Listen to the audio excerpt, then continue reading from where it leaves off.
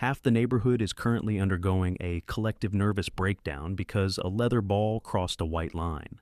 There are grown adults weeping, neighbors who usually don't speak are hugging, and the local pizza place is under siege. And then there's you. You're in the kitchen making a sandwich, or you're in the garden. Maybe you're reading a book. To you, that roaring crowd sounds like white noise. It's a foreign language you have zero interest in learning. Stay with me, because what I'm about to reveal will explain why your brain is skipping the party, and why that might be your secret superpower. Here's the thing. If you've ever felt like a social alien during playoff season, you've probably been told you're boring, or that you lack spirit. That's total nonsense. Not being a sports fanatic doesn't mean your passion chip is missing. It just means your hardware is tuned to a different frequency. In a world where 63% of Americans identify as sports fans, being the odd one out feels lonely. But science suggests you aren't broken. You're just calibrated for a different kind of reality. To understand you, we first have to understand them. Why does a person in Chicago feel genuine physical pain when a team they don't play for loses a game? It goes back to the savannah. For our ancestors, being out meant being dead. The tribe provided protection, food, and mates. Evolutionary psychology tells us that sports are simulated tribal warfare. When a fan watches their team, their brain floods with oxytocin. That's the cuddle hormone. It's designed to make you bond with your kin. Their brain literally can't tell the difference between a star quarterback and a literal blood relative. When the team wins, the reward center, the ventral striatum, lights up like a Christmas tree on an fMRI scan. It's a massive hit of dopamine. For the superfan, sports aren't just a game. They are a survival simulation that keeps the brain addicted to the next win. But here is where you come in. While the majority of the population is hardwired for this collective identity, you likely have what psychologists call a highly internalized self-concept.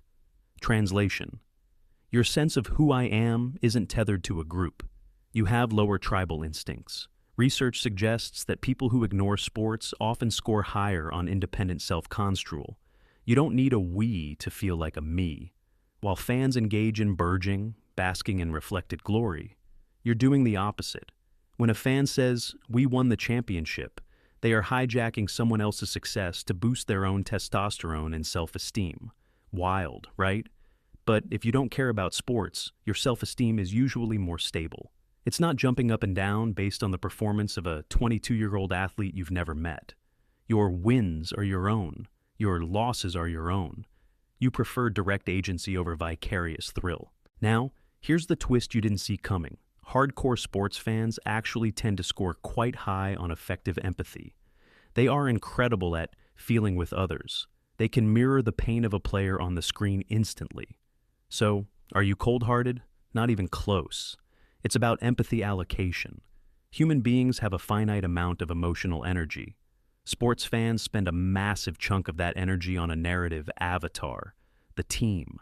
You, on the other hand, are likely redirecting that energy into what psychologists call openness to experience.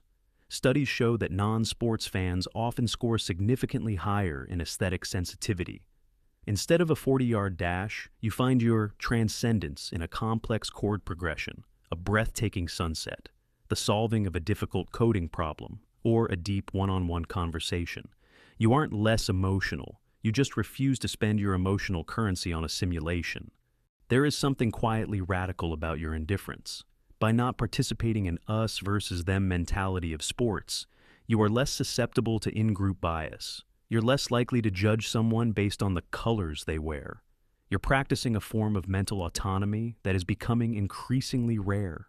You aren't spending 15 hours a week watching other people live their lives. You are busy living yours.